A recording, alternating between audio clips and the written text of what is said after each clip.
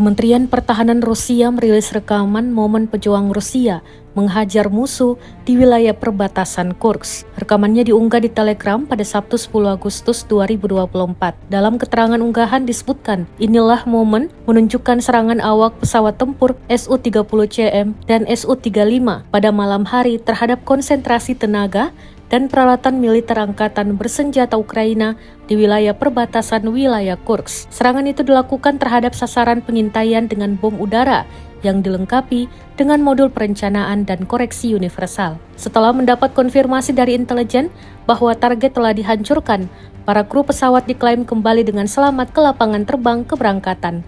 Rekamannya pun menuai berbagai komentar dari warganet.